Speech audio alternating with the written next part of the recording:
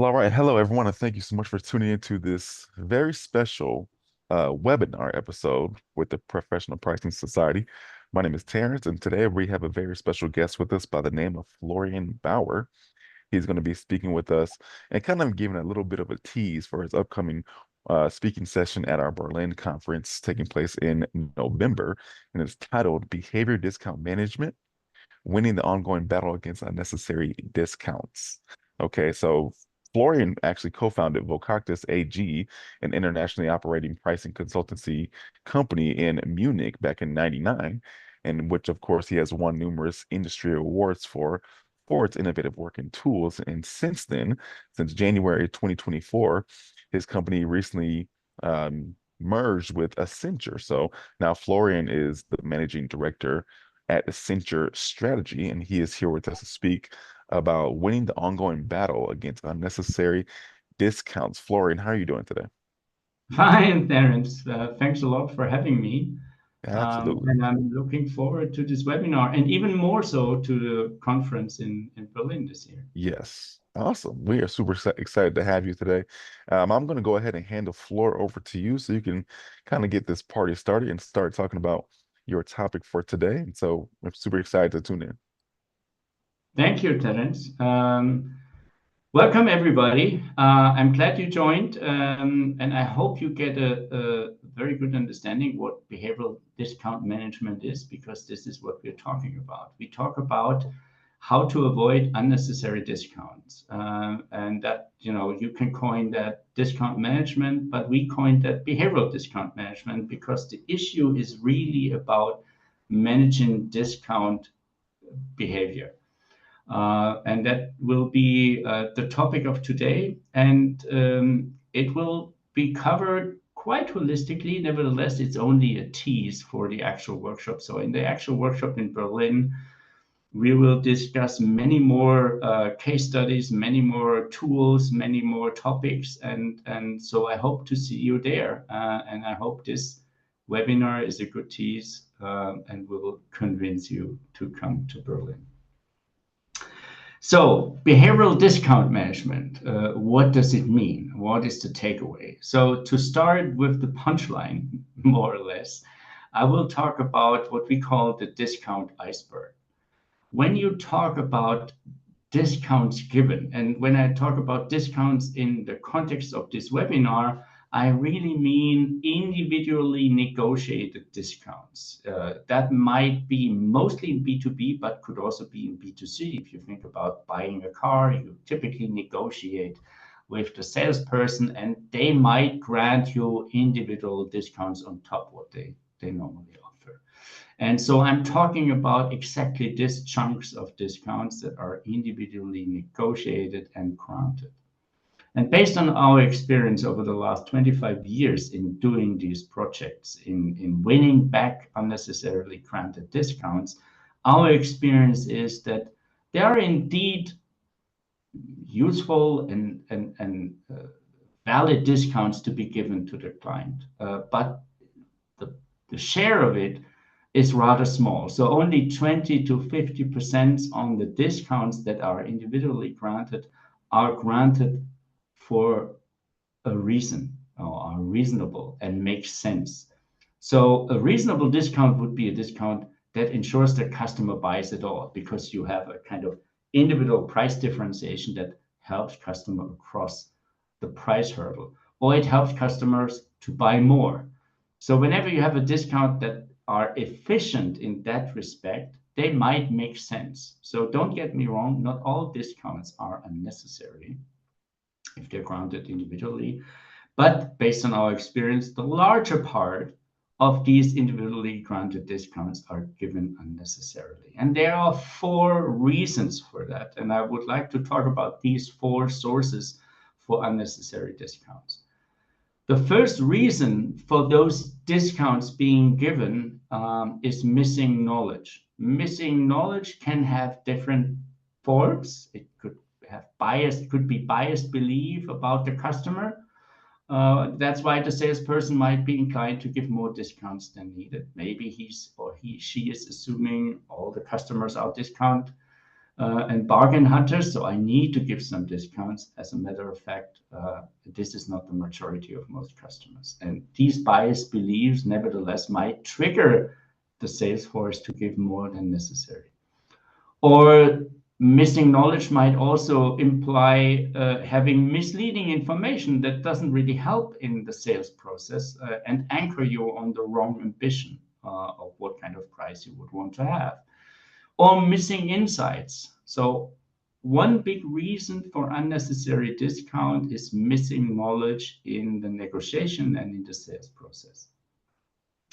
Another major source for unnecessary discount is missing motivation to avoid those unnecessary discounts. That has to do with conflicting objectives between the company and the incentives or the implications of the incentive system.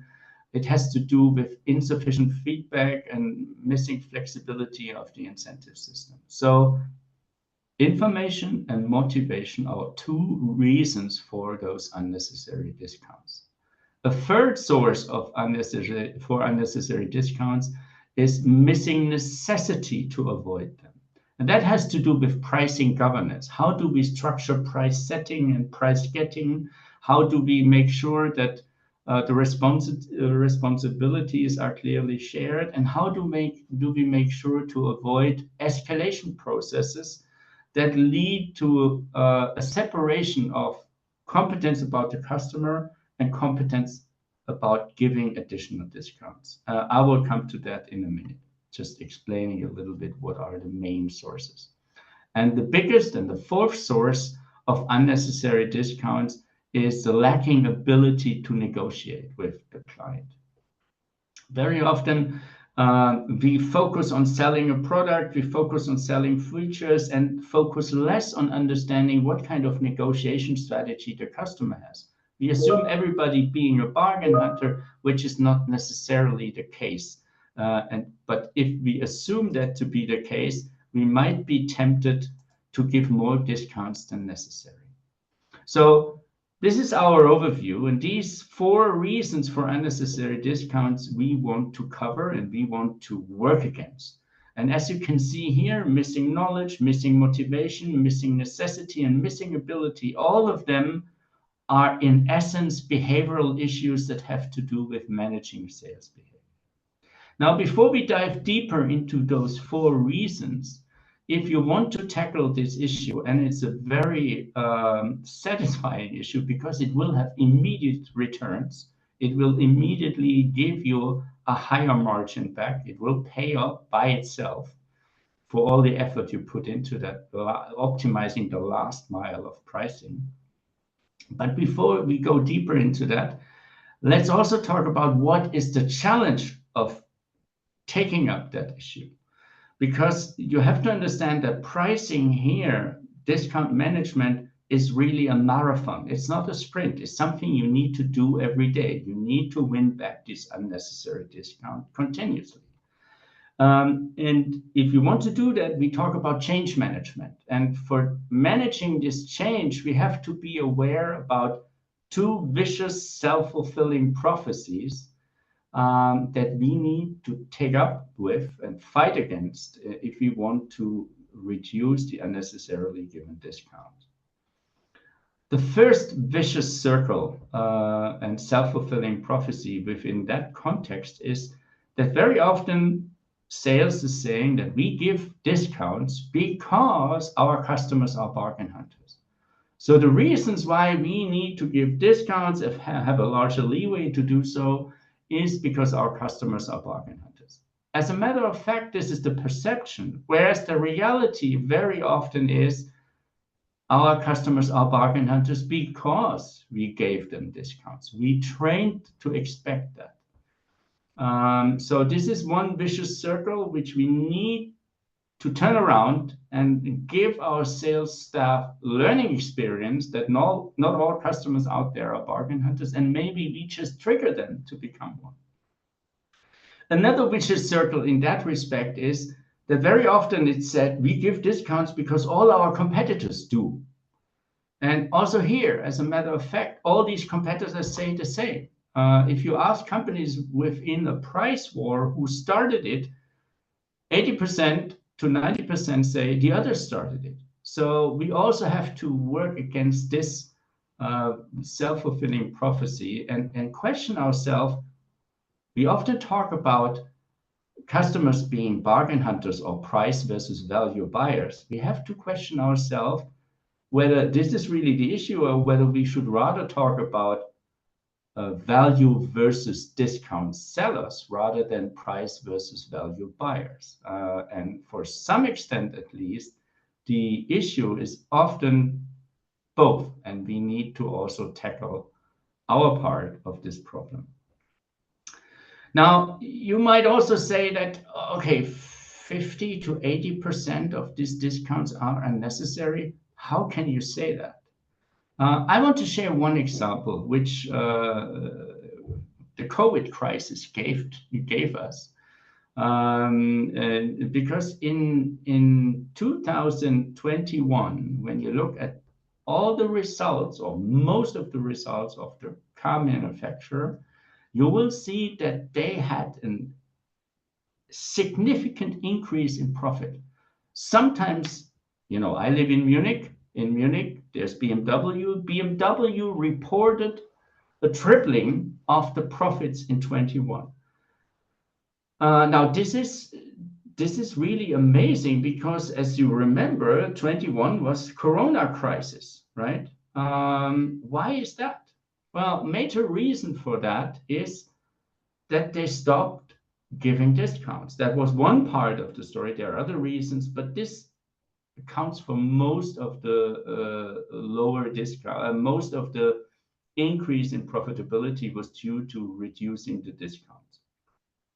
And reducing the discounts was easy because basically they said, you should be lucky, dear customers, if you get a car because supply is really tough. We don't get all the chips we need. We don't get all the stuff we need to build the car. So you can be happy to get a car when we don't talk about discounts.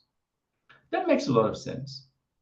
Funny enough, though, in 21, BMW produced about the same number of cars than the years before. So in fact, there was no big shortage. But we had the feeling that we can now sell without discounts, and suddenly we were able to do so. So a large part of these discounts we have been used to give as car manufacturer obviously was just more routine than a necessity. So this crisis actually taught us a good lesson. So never let a good crisis go to waste. And it taught us the lesson that we should question whether our discounting routine is actually necessary to make the customer buy, or whether it's just a routine we are happy to enjoy. So this showed us that a large part of this discount is unnecessary because getting rid of it tripled our profits in the case of BMW.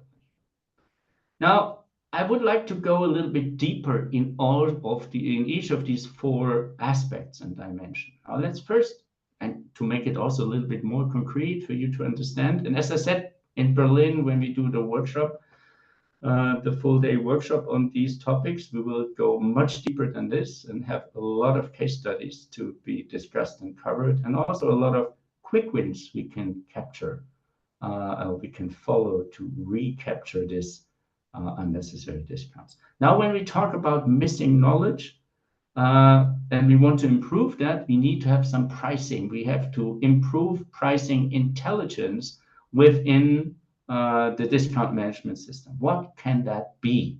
So you remember we talked about bias beliefs, we talked about misleading information. So one misleading information in the sales and the negotiation process is very simple information about cost.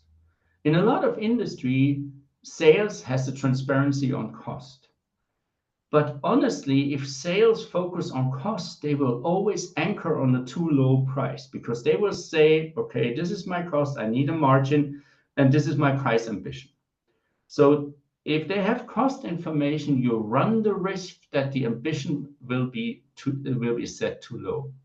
Sales is supposed to be not expert in cost, but expert in value. which you destroy just by providing too much transparency on cost. And it will even lead to the fact that you will have a justification of a price increase by saying, well, we have higher costs, that's why we need to increase price.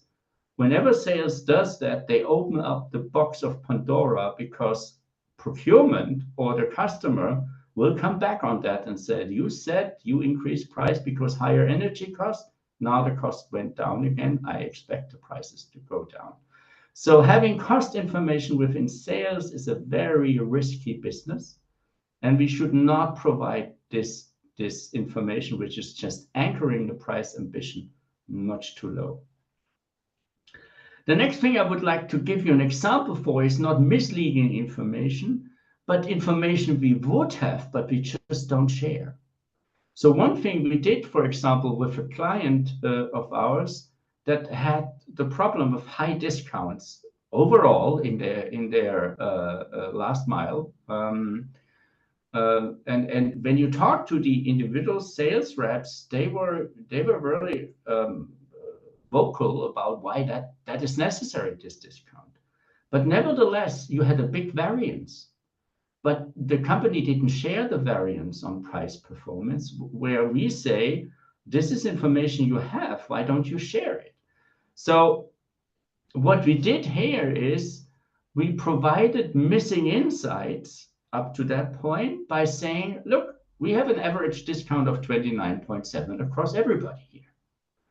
And I would like to show who is lower than average in terms of giving discounts, so who's better than that. And I would also like to show and have transparency about who improved in terms of discount management performance or price quality, however you want to call that. So we identified or defined 4 leagues, making up for these 2 dimensions. We defined the Champions League, who improved and are already above average in terms of discount performance, down to who decreased performance while still being worse than average. And we put names to it. Now, how far you will go in that direction, providing this information, depends. Maybe you will always only want to show the winners. However, this transparency, this information which the company has, is typically not leveraged. And the fun fact about this, when we said we're going to do this in the next quarter, without even showing any data, the thing was we told everybody that we will do this ranking in the next quarter. And only this announcement reduced the average discount by 3 percentage points. So rather than doing useless discussion on an individual level, just leverage the information you have on the variance of performance within your team, create transparency, and use this intrinsic motivation to challenge people's ambition to go for a higher price. So these are 2 examples for how we can improve knowledge with the target of reducing unnecessary discount. Now let's have a short look on the incentive system, because even if you're perfectly informed about what would be feasible and what not, if you don't have the motivation to avoid unnecessary discounts, you will see that people won't do it. So missing motivation, and that has to do with the discount system, with the sales incentive system. What do I mean by that? It's really, that's probably the simplest chart I have, and it's a very simple equation. You have an issue if sales is incentivized by volume or for volume, and if sales at the same time has an own discount budget at their discretion, because this combination will unavoidably destroy your margin. Not because sales is evil, but because your system is misleading them. They incentivize for volume. The system incentivizes for volume, but what you want to have is profitability. But if you incentivize for volume, you don't get profitability. You will see that the discount budget is used to its fullest extent. So we have to be very skeptical about what do we incentivize and have a closer look on what we do. Now you might say, incentive systems are hard to change. That's true. And that's why we will work in the workshop. We will talk about that in the workshop, how we can take steps to improving the incentive system that are more small steps rather than reinventing the wheel, which is a hard thing to do with the incentive system. And one target could be to improve efficiency of the incentives. We don't want to decrease the incentives we spend, but we want to improve the efficiency of them, meaning we want to have more behavioral change because we give incentive, because that is what incentive systems are supposed to do. They should manage behavior. And if they don't manage behavior, they're inefficient. Let me give you an example what I do mean by efficient incentive systems. And here I want to take you in a different industry. We talk about indirect sales business model. We talk about insurance. So here we are talking about how to incentivize the agents, the independent agents that sell insurances for different companies. And if you look at an insurance company, they spend a lot of incentives on these agents, trying to convince them that they should sell your product rather than the competitor's product. And what we did look at this was our client did have 3 different kinds of incentives. And what we wanted to know is how much do they cost us as a company? That's on the y-axis. And how effective are they in terms of how does the agent perceive them to be relevant given their total income? And this is on the x-axis. So the first incentive and the biggest incentive they handed out to the agent organizations was the yearly bonus. The yearly bonus was calculated on a quite complex formula, given the risk they were bringing to the company, given the claims they had, the customer claims they had, and so on. And that was paid out once a year based on a complex formula. Here, the company spent an enormous amount. That's why it's in the upper part.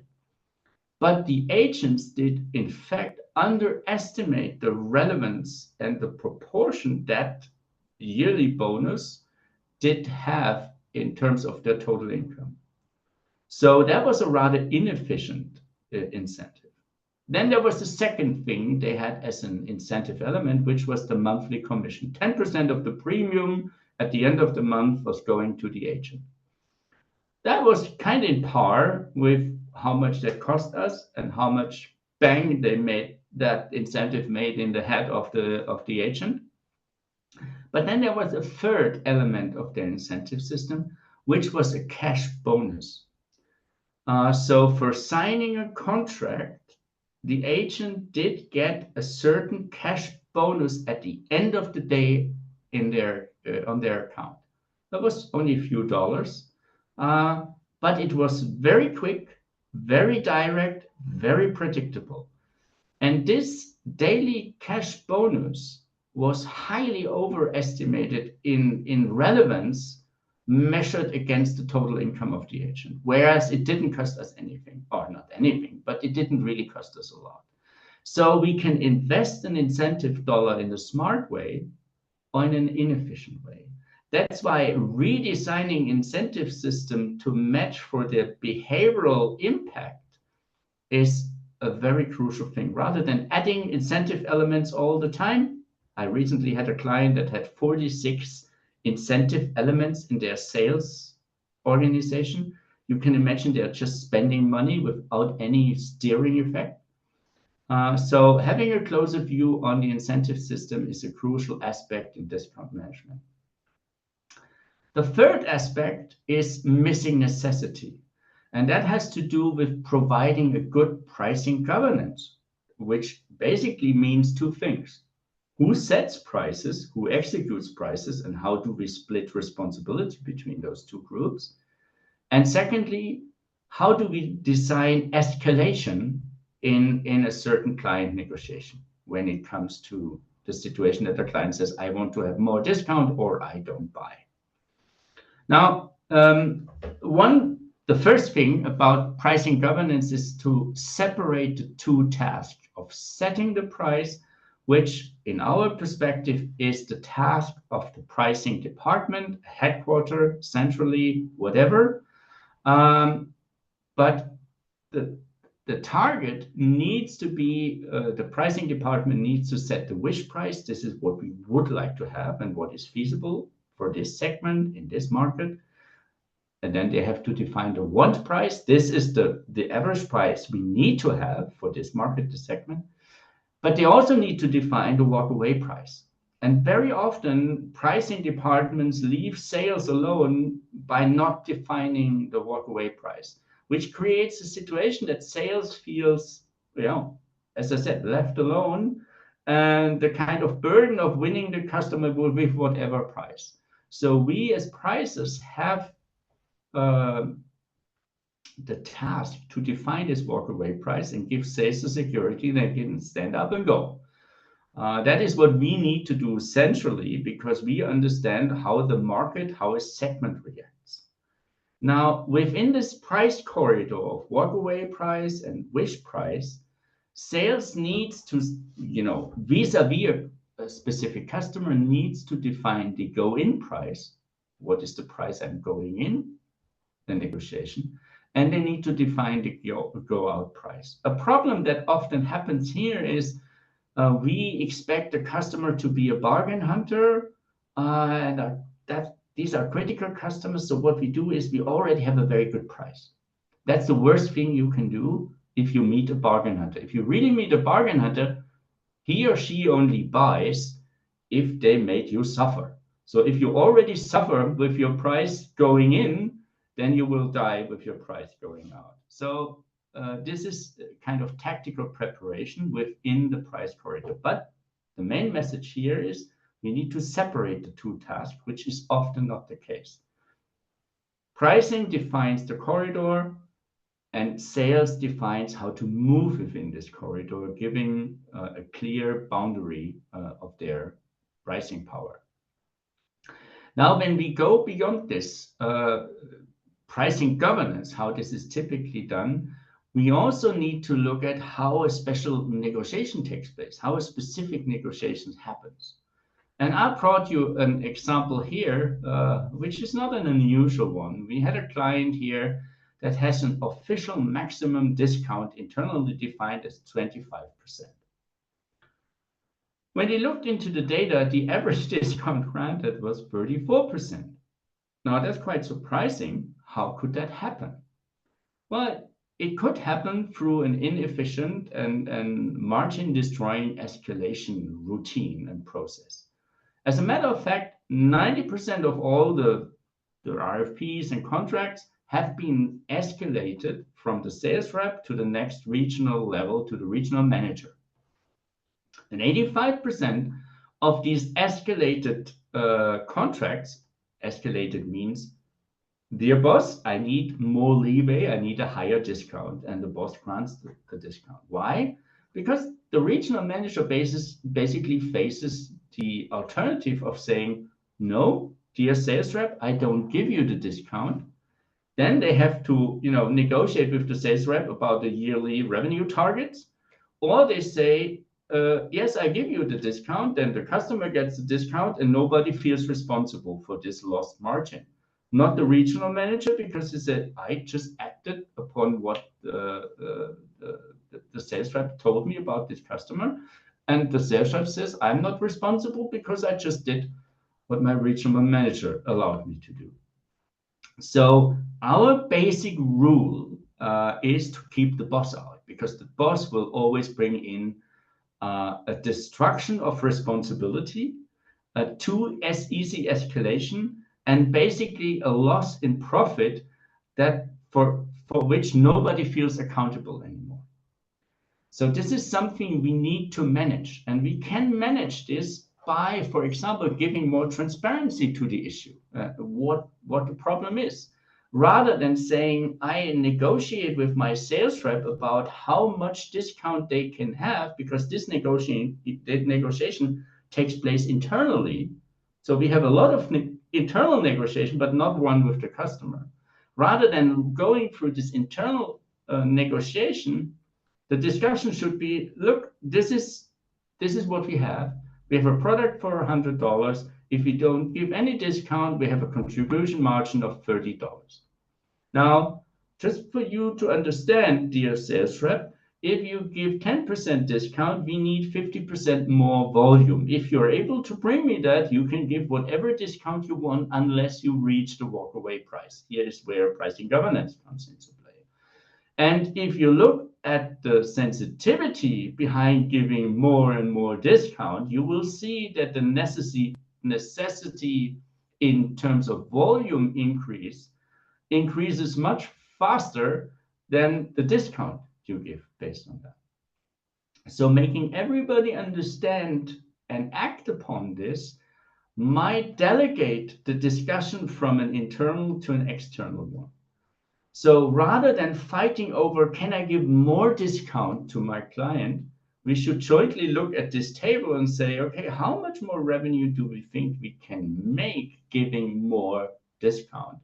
And then leave it to the salespeople to decide wherever they want to go within the price corridor. But don't take over the responsibility for judging this.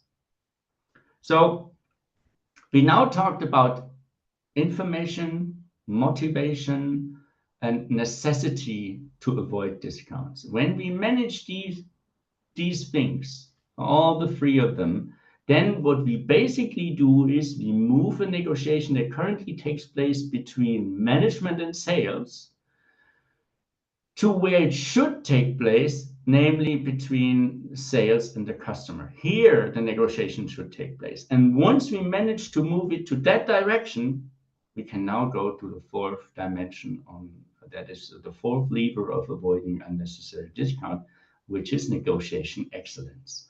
So now we can talk about how do we improve our negotiation excellence? How do we enable our sales force to be better negotiators? Now, basically the issue here is, within this chapter, is we need to break up routines because, we all routines. Everybody of us loves routines. This is how we do our work. And that's the same in sales. You have certain ways you deal with discounts. You have certain ways you deal with clients. And our task is to break up these discount routines. First of all, with very simple things. For example, with a better preparation of the negotiation. I just mentioned that we have to define the go-in price, and we also have to define the go-out price we want to have before we meet the client, because that anchors ourselves. Very often this is not done.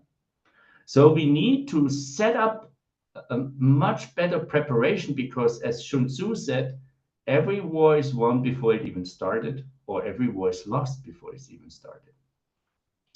So the first thing we need to prepare for is, can be captured within a simple checklist, which we call the defend checklist.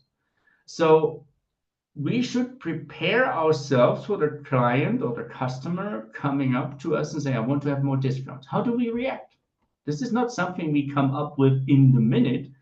This is something we should prepare for. And this is something we not only individuals should prepare for, but this is something the whole sales force has the same notion and the same storyline and strategy to be prepared for. So how do we defend for additional discounts? For example, by picking the right entry price and not targeting a bargain hunter with a too low price already. Then secondly, a second checklist is important, a divert checklist, which is if I cannot avoid giving a discount, I need to divert it from a monetary discount, maybe to a value discount or a delivery terms discount or payment terms discount. So we should be clear what is more attractive to us profitability-wise than a direct discount and try to work in that direction. But this is also something we need to prepare beforehand, and that's not something we can come up with in the negotiation. And finally, if we cannot defend giving a discount, and or cannot divert it in some direction, whatever we give as a concession, we need, and that's a must, we need to demand something in return. A discount that has not a demand for anything in return, tit for tat, will be taken by the client as just profit margin they took out, which was there without any use.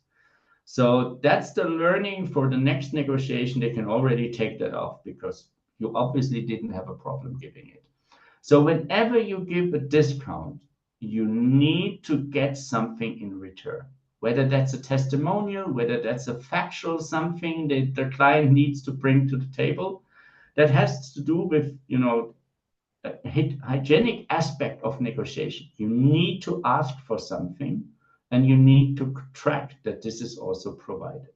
So if you just follow these three checklists, you force your whole team into a more conscious negotiation. And you can create a learning system because everybody who does that learns something that they can feed that back into the organization.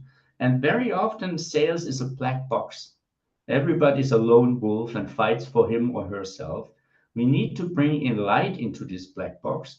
We need to break up routines, and simple things like these checklists help a lot. So that's something we will also talk in the seminar in Berlin. Now, once we manage that, then we come to the final step of the real excellence of negotiation.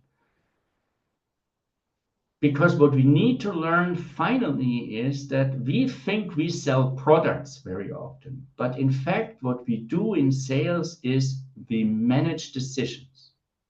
So rather than selling value and features, we have to understand that we need to learn to manage the decisions of our customers. What I want to say with this is the price acceptance we can capture from our client. So the price the client ultimately pays is the sum of their willingness to pay and their tolerance to pay. What do I mean by that? I mean, you have heard about willingness to pay, but what is tolerance to pay? Well, the willingness to pay comes from the perceived value of your offer. The tolerance to pay comes from the fact that our clients and nobody out there is a rational decision maker. We all fall into some traps, we all do mistakes, we all behave predictably irrational. Out of the way we negotiate, out of the way we decide. And basically what we need to learn is to negotiate on both dimensions. We need to sell and negotiate on the value dimension, which is what does my client want? What does my customer want, which I need to deliver? But we also need to sell and negotiate on the decision dimension, which is how do they decide? What kind of decision strategy they follow? What kind of psychologic is behind that? And what kind of tolerance to pay can I capture? And while these two dimensions are relevant in each sales process, very often the decision dimension, the second one, is a blind spot because we assume everybody's the same out there and everybody's rational, everybody's perfectly informed. All our customers are decision-making robots, which they aren't. We need to learn and embrace the second dimension. And I would like to give you an example for that by highlighting how different people can be on this second dimension. And in order to do so, I would like to share a short video about the typology we developed 15 years ago at the time when I was still working with Vocatus before we joined Accenture, and that's a tool we still use today. And I would like to introduce the 5 types of decision-making strategy we need to embrace in our sales process. And then we see one last example on how to do this.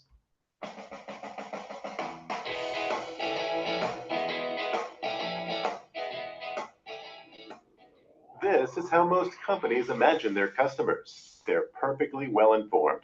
They know exactly what they want. They know exactly what they're willing to pay. And they make decisions rationally and unemotionally. But the reality looks very different. Let's just assume that Peter drives his car to a specific service station where he knows the fuel is particularly cheap. Peter is a bargain hunter. He enjoys comparing prices and is happy if he manages to save some money. When Peter gets to the door, he picks up some engine oil too. He chooses the same brand he always uses, even though it's not the cheapest oil. Now, Peter is a routine buyer, a regular customer who trusts this brand. When he reaches the checkout, Peter spontaneously picks up a chocolate bar, even though it costs twice as much here as it does in the supermarket. But in this case, he couldn't care less about the price. He just wants to satisfy an urgent need, so he behaves like an indifferent buyer. The cashier offers him a car wash. Peter spontaneously opts for the royal wash. After all, his car is worth it. Peter is a price acceptor and is open for additional, even more expensive options. He ultimately spends more than he actually wanted to. Peter pays. The cashier asks if he'd like to join their bonus program. Peter refuses because he mistrusts the data privacy protection of such programs. At this point, he's a risk avoider. He's cautious and skeptical because he has no faith in the benefits it promises. In a global empirical study, Vocatus identified these 5 shopper types. They exist in every country, and they exist in every industry. We call them the grips types. As we've seen with Peter, the self-same person decides differently about each and every product. It's precisely this sort of purchase behavior that you need to recognize and understand for your industry. That's because your company will be especially successful if it treats each customer in accordance with their respective grips type. So these 5 grips types we found in our empirical projects and empirical study we did 15 years ago on a global scale. And those 5 types, as we just said, they're not different in terms of what they want, what kind of value they're seeking. They're different in terms of how they decide, what kind of decision strategy they follow. So we found the bargain hunter. If you deal with a bargain hunter, if you want to sell something to a bargain hunter, you need to have something to give. But you should be careful not to give it too early because the bargain hunter wants to win. They're not satisfied with a good price right away. They want to bargain. They want to see you lose. But they also have a weak spot because they tend to not really look at the price. They just look at the discount. So you can prepare for that. Then we have the risk avoider. The risk avoider is also somebody who likes to compare. But the motivation is different than the bargain hunter. Even though they talk about the price because they want to avoid being ripped off. So they are more looking for fairness and transparency, like the famous guy saying no one ever got fired for buying IBM. So they want to be sure and reassured by sales. Then we have the price acceptor who happily spends more if they understand the additional value. So yeah, we have to offer something more specific, we have to individualize, and then we can open up new budgets. Then we have the routine buyers. They don't even compare. They want to have a simple solution. They trust the brand. They always buy the same washing powder, never knowing how much they spend. So don't overburden them with too much price information. And finally, we have the indifferent buyers. The indifferent buyers just need a quick solution. They don't care about the brand. They don't care about the price. Think about yourself driving on the highway and running out of gas. You probably don't shop around for the cheapest gas when you have that problem. You just fill up, pay, and go. So we show different negotiation strategies, different decision strategies. That's not our personality necessarily, because we are all of them. But in a given situation for a given product, we typically follow one pattern of how we decide and negotiate. And that's true in B2C, and that's true in B2B, because that's the basic learning from behavioral economics. So when we want to master negotiations, we need to master the second dimension and not only talk about features and prices, but we need to understand how do we best influence those decisions. And as I said, I want to give you a final example here.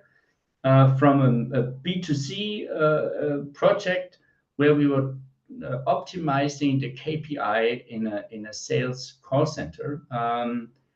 That was a project where an outbound agent called clients of a telecommunication company trying to convince them to prolong their contract before it runs out. Now, those agents had a leeway of 10% discount they could give. The first thing we did in this project, we were going to the call center, listening to the calls. And we found out that they're all the same. All the conversations were the same, which was, hi, here's Florian Bauer. I can give you 10% if you sign up now. Now, that's a strategy probably the agents adopted because they say either they buy, then they buy quickly, or they don't buy, and I know it quickly and go to the next one. But is this a smart selling strategy? Now, the next thing we did is we did analyze what kind of customers they have. What is the customer base consisting of in terms of the grips types? And we found out about 90% of the customers are either bargain hunters or risk avoiders. Now, assume you have a bargain hunter on your phone and you offer them 10% discount in the first sentence. What will they say? Yes, they will say, I want to have 20%. If you can give me 10, I want to have 20. No, you don't have 20, end of the game. So giving them something that's already your maximum will definitely lead to no conversion. Now think of the risk avoider, a skeptical customer who relies on transparency, fairness, and trust. If you offer them a 10% discount out of the blue, the thing they will say is, did you rip me off the last 5 years I'm with your company? Oh, let me better do a comparison here. I'll call you back. So this strategy neither works for the bargain hunter nor the discount, the risk avoider. And what we did in this project, we took some agents away and trained them on 2 tasks. Identify, is it a bargain hunter or a risk avoider? And then treat them differently. If it's a risk avoider, give them a little bit, let them ask for more, negotiate, start to cry, ask your boss, whatever, give them more at the end, but take some time because they want to feel as a winner. But if it's a risk avoider, don't talk about the price because they just want to continue as it is. They don't want to bother with comparison. They hate to compare. They just don't want to be ripped off. So don't confuse them with a discount. And when you compare what we achieved within a 3-month period, in terms of conversion, we increased dramatically from 34 to 46%. In terms of discounts, we were reducing the discounts from 23 to 15 euros, which is pure profit. And surprisingly, at that time, this is why I always use this example, because it surprised us ever since, ever again. We also find that we reduced the average handling time. So even the whole thing sounds more complex, it actually made the sales process easier because we were much more quickly aligning to the decision-making strategy of the client. And today within Accenture, we developed a tool, a Gen AI-driven tool where we don't have to rely on training anymore, but can identify the grips type of the customer based on conversation, and then help the sales agent to pick the right strategy. So that was the initial starting point. Now, integrating Gen AI, we are even a step further than that. Now, what have we learned today? And I hope this is teasing enough to make you come to Berlin. First of all, improving discount management is a huge lever to boost profits. A lot of money is lost on the last mile. Just compare your average profit with your average discount, and you will see what I mean. The potential for improvement is huge because a lot of these discounts are granted unnecessarily, and we can win them back step by step if we just pull the right triggers. All of the things we need to do center around managing sales behavior. So are primarily behavioral. So that's why we call this topic behavioral discount management. And the first step we need to do is to turn an internal negotiation between management and sales into an external negotiation between sales and our customer. And once we manage that, we need to do what we just saw, and we need to go from selling a product to manage decisions, from selling on one dimension to sell on two dimensions. This and many more case studies I would like to discuss with you in Berlin. Thanks a lot. Back to you, Terence. Yes. All right. Thank you so much, Florian. Oops. Let me see. Okay. Yeah, there we go. Thank you so much, Florian, for your time today.